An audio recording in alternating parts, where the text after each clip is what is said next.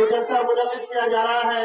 میں ایک یہ بتا دوں کہ ہمارے جلسے کا ایک فہرست ہے کہ آج کے اس جلسہ کی صدارت ہے جناب مفتی عبدالحکیم صاحب محتمی مدرسہ خلیلیہ عزیز نگر مجلس پور، اور ہمارے اس جلسے کی صدارت ہے جناب حافظ و قاری شفیق اعظمی صاحب ناظم مدرسہ حاضہ، اور زیر حمایت ہے جناب حافظ رفیق عالم صاحب، اور زیر نگراں ہے وحید الرحمان صاحب امام جامع مسجد پورا کٹی چوک، اور ہمارے خصوصی خطاب ہیں جناب مفتی خالد اعظم حیدری صاحب کولکتہ، اور فضیلت الشیخ جناب مولانا بلال احمد صاحب ندیا ضلع بنگال، حضرت الشیخ جناب غیاث الدین صاحب بھگوان پور، اور جناب قاری ظفر احمد صاحب امام مسجد گاڑی بان محلہ کشن گنج بہار۔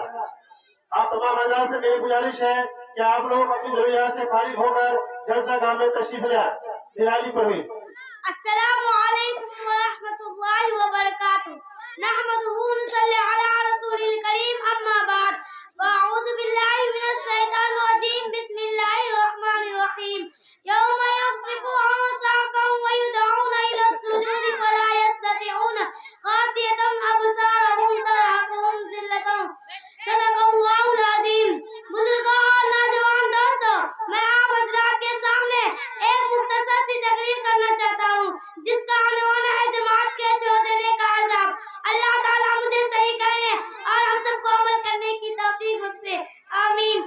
محترم حاضرین، خطبہ میں آپ حضرات کے سامنے ایک جو آیت کریمہ تلاوت کی گئی ہے اس کے تفسیر میں حضرت کعب احبار رضی اللہ عنہ فرماتے ہیں کہ قسم ہے اس ذات کی جس نے توریت حضرت موسیٰ علیہ السلام پر، اور زبور حضرت داؤد علیہ السلام پر، اور انجیل حضرت عیسیٰ علیہ السلام پر، اور قرآن کریم حضرت محمد مصطفیٰ صلی اللہ علیہ وسلم پر نازل فرمائی ہے کہ یہ آیت فرض نمازوں کو مسجد میں باجماعت پڑھنے کے بارے میں نازل ہوئی ہے۔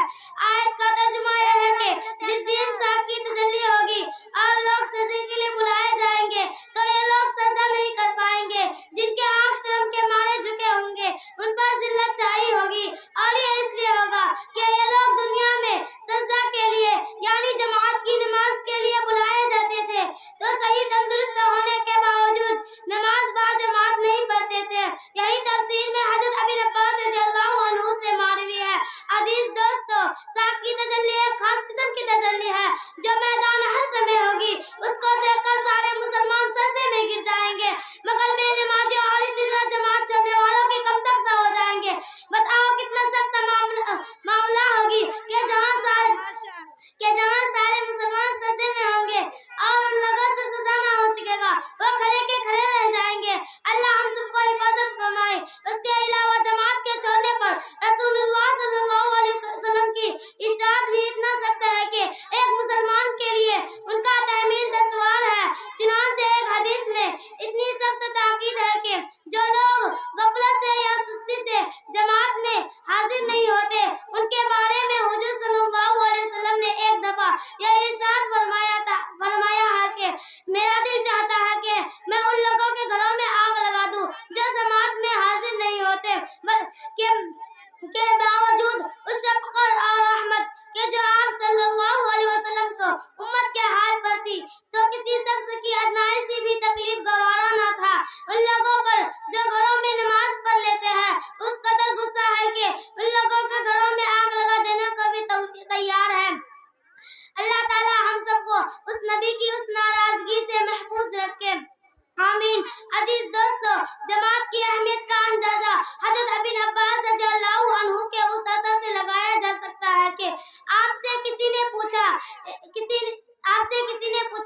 ایک شخص دن بھر روزہ رکھتا ہے اور رات بھر نفل پڑھتا ہے مگر جمعہ اور جماعت میں شریک نہیں ہوتے، اس کے بارے میں کیا حکم ہے؟ آپ نے فرمایا یہ شخص جہنمی ہے۔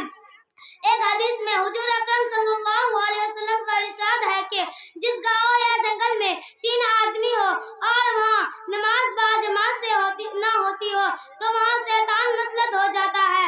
ایک حدیث سے معلوم ہوا کہ جو لوگ کھیتی باڑی میں مشغول رہتے ہیں اور بلکہ 3 آدمی کو بھی جماعت سے پڑھنا جائز ہے۔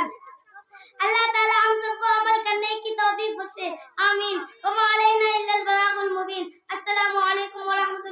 وبركاته. یہ تھی نرالی پروین جو تقریر نماز کے بارے میں بیان کر رہی تھی.